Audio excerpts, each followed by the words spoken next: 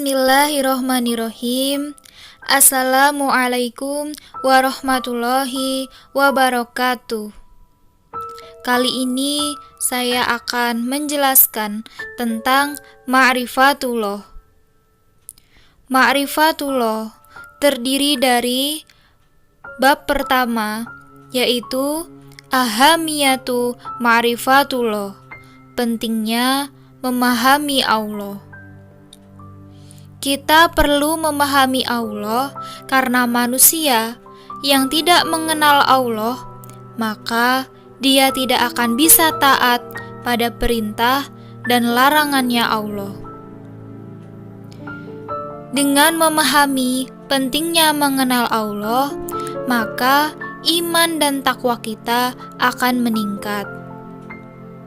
Kita akan mendapatkan kemerdekaan, ketenangan, berkah, mendapatkan kehidupan yang baik, mendapatkan surga, dan mendapatkan ridho dari Allah. Setelah itu, bagaimana cara kita memahami Allah?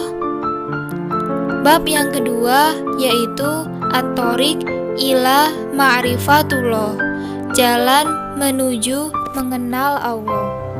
Kita bisa mengenal Allah melalui ayat-ayat Allah, yaitu ayat qauliyah dan ayat kauniyah. Dalam metode Islam, ada metode akli dan metode nakli, yaitu memandang sekitar, menggunakan akal. Metode selain Islam yaitu keraguan-raguan, hawa nafsu yang akan melahirkan kekufuran. Yang ketiga, bab al-mawani fi ma'rifatullah, penghalang-penghalang dalam mengenal Allah.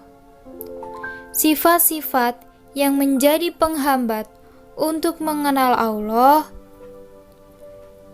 yaitu 1. Sifat yang berasal dari syahwat. Di antaranya adalah sifat fasik dalam diri, sifat sombong, sifat zalim atau menganiaya, dusta dalam hati, dan banyak dosa. Orang yang banyak dosa akan mudah dibisiki syaitan, sehingga dia tidak mampu mengenal Allah. Sifat tersebut akan dimurkai oleh Allah. Cara mengobatinya dengan cara mujahadah dan memotivasi diri agar bisa mengenal Allah lebih jauh. Sifat yang kedua yaitu sifat yang berasal dari subahat. Di antaranya yaitu jahil, ragu-ragu, menyimpang, lalai. Cara menghilangkan sifat tersebut yaitu dengan cara belajar.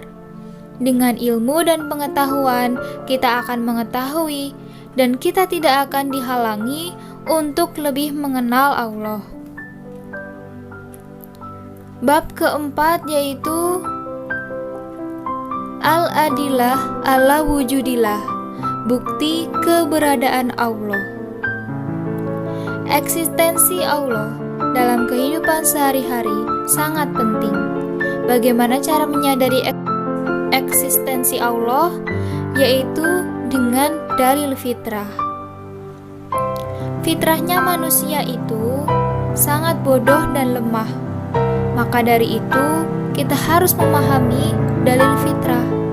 Dan kita juga harus menyadari indera kita yang bisa merasakan eksistensi Allah, yang mana Allah mampu menciptakan alam raya yang begitu besar dan begitu dahsyat. Dalam dalil nakli, kita juga bisa merasakan dalam diri manusia ada satu segumpal daging, yang mana apabila segumpal daging tersebut rusak, maka rusaklah seluruh tubuh manusia. Kemudian, dalam dalil sejarah dijelaskan sejarah manusia ribuan tahun bahkan sebelum Masehi. Ini membuktikan bahwa keberadaan Allah itu ada. Bab kelima yaitu Tauhidullah, mengesahkan Allah. Mengesahkan Allah dengan Tauhidullah Rububiyah, yaitu Allah sebagai pencipta, Allah sebagai pemberi rizki, sebagai pemilik alam semesta, dan Allah adalah Raja. Selanjutnya dalam Tauhidullah Mulkiyah, yaitu Allah sebagai pemimpin, pembuat hukum, dan pemerintah yang memerintah kita, dan Allah adalah tempat yang kita tuju. Tauhid selanjutnya adalah Tauhid Ilah, tempat yang kita tuju hanya kepada Allah. Selanjutnya Tauhid pemurnian ibadah, yaitu dengan cara menjauhi togut, menjauhi tujuan-tujuan selain Allah, dan selalu niat ibadah karena Allah. Jangan sampai syirik, karena bahaya syirik adalah kedzaliman yang besar. Allah tidak akan mengampuni kita jika kita syirik.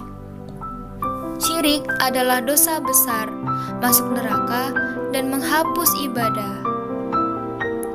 Bab yang keenam yaitu Al-Hayah fi Zilali Tauhid, hidup di dalam naungan Tauhid. Kita harus memahami tentang zat Allah, sifat Allah, nama-nama Allah, dan perlakuan Allah atau kelakuan Allah. Dalam kita memahami siapa Allah dan memahami Tauhid Rububiyah, Tauhid Mulkiyah, dan Tauhid Uluhiyah, maka diharapkan kita akan mendapatkan kehidupan yang baik.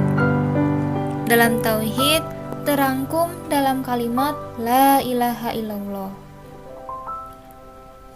Bab ketujuh yaitu Al-Ma'ani La ilaha illallah, makna dari lafaz La ilaha illallah. Makna kalimat La ilaha illallah yaitu tiada pencipta selain Allah, tiada pemberi rizki selain Allah, tiada pemilik selain Allah, semuanya milik Allah.